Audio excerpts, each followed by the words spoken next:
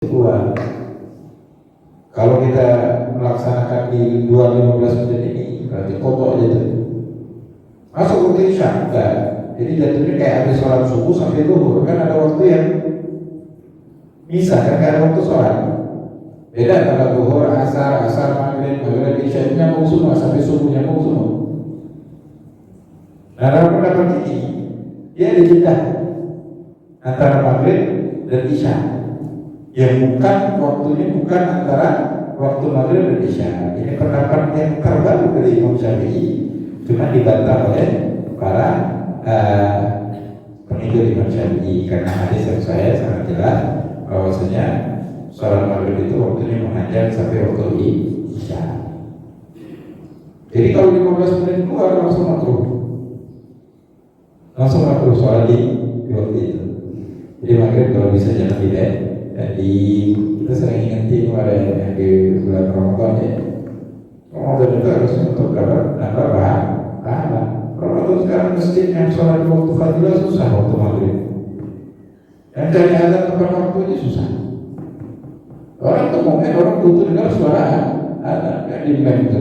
Kalau bulan Ramadan yang ditentu apa? Azan maghrib itu. Azannya datang di telat. Di masjid belakangnya kita nunggu itu belum ada yang ada 2 menit. Dan itu pada di masjid makannya lama karena ngobrol lagi. Si imam sama muadzin dia ngobrol di belakang. Yang mau sholat menungguin di sini. Kalau 15 menit, 20 menit waktunya keluar. Aneh jadinya ya.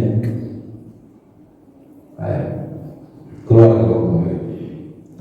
Kainan mutahid duluan wa khurujan wa illa fil bahri fa in kana waqt al-jawaz wal ikhtiyar yantafijan khurujan aidan intaha. Enak menjadi selanjutnya yang ketiga ayat 4 waktu haram ayat al-mutakhir shalah ila hadzal waqti waktu yang diharamkan, artinya diharamkan mentakhirkan sholat sampai di waktu ini ya, namun saya kau juz'an minha khurujal waqti karena akan terjadi sebagian dari sholatnya akan berada di luar waktu. Ini bukan waktu haram yang kelima itu ya, yang kayak sekarang ini habis sholat subuh sampai terbit matahari, dari terbit matahari sampai naik syukuran apa, bukan yang itu yang dimaksud. Sekarang ini yang dimaksud, nanti ada penjelasannya. Sholat entar sampai sisa tinggal 1 menit. 1 menit mana bisa sholat semuanya dalam 1 menit ini? Berarti sebagian kan bukan sholatnya diharam, tetap dia wajib sholat di sana. Lebih baik sebagian sholat ada di waktu daripada semua sholat keluar waktu. Kegiatannya, kesengajaannya mentakhirkan sholat sampai dia berjalan di waktu itu yang diharamkan. Artinya tidak boleh mentakhirkan sholat sampai di waktu itu, sebelum waktu itu. Contoh, zuhur tinggal tersisa 4 menit lagi, ini pas-pasan biasanya. Kalau tinggal 3 menit lagi, nah ini bakal kurang.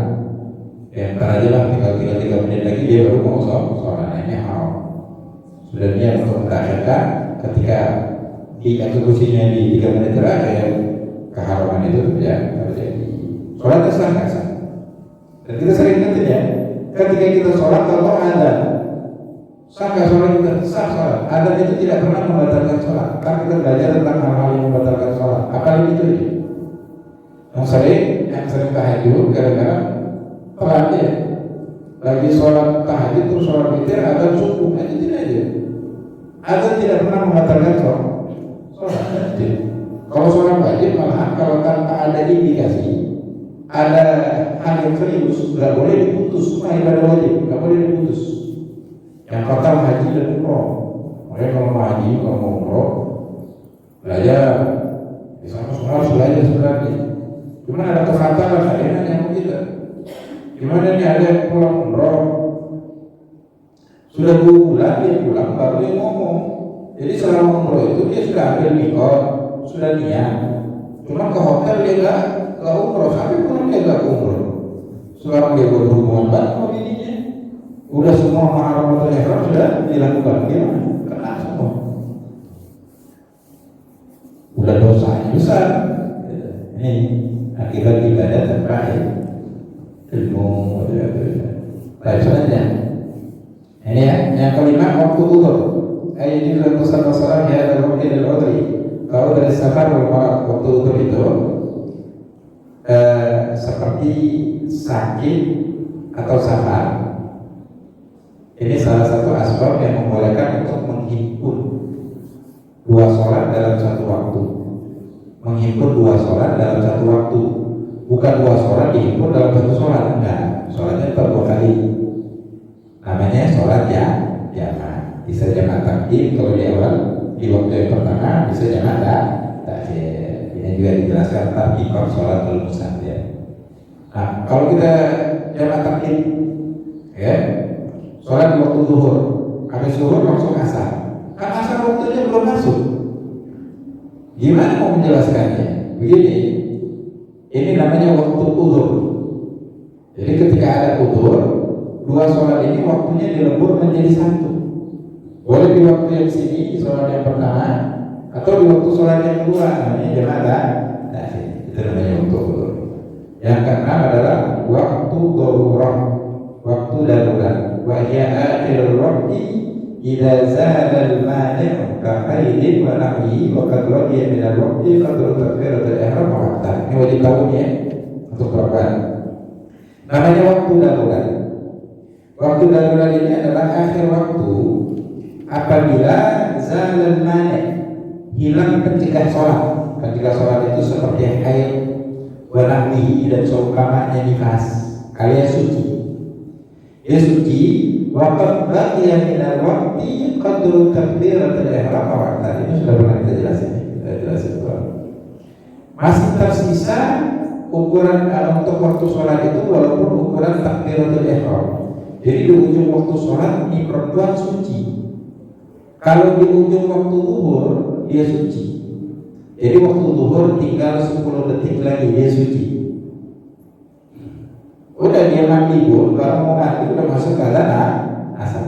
Yang ditanya MD ini di sini, udah masuk ke waktunya, udah masuk. Berarti ini wajib diqodho. Perempuan ketika haid nggak boleh sholat, dan haram juga mengqodho semua sholat yang pernah dia tinggalkan ketika haid. Nggak boleh, karena wajib ditinggalin.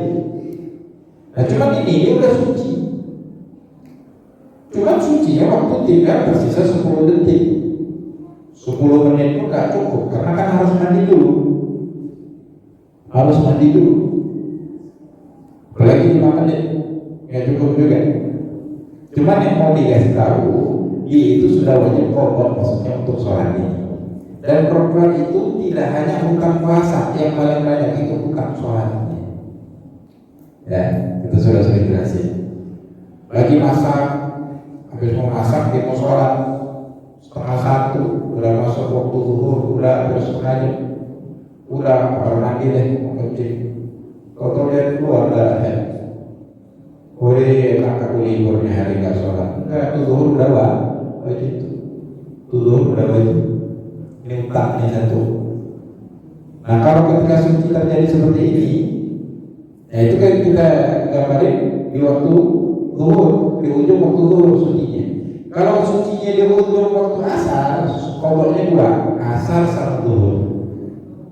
Nah kalau zuhur ini tadi utang 3 bulan, zuhur 2 kali, asar 1 kali. Nah kalau seumur itu dikalkulasi banyak utangnya ini, harus diguyur atau dibayar. Nah sebagian perempuan cek kayaknya belum suci, karena jalan tunggu seharian.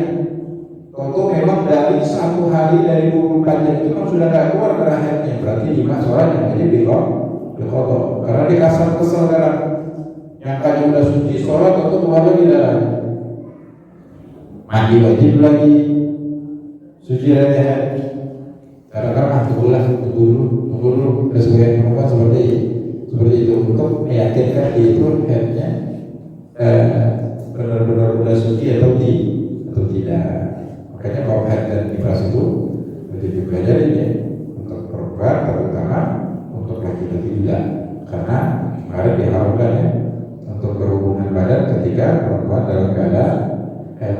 Kalau enggak jatuh di dalam keadaan dosa besar. Yang kedua, kalau Allah baca aja.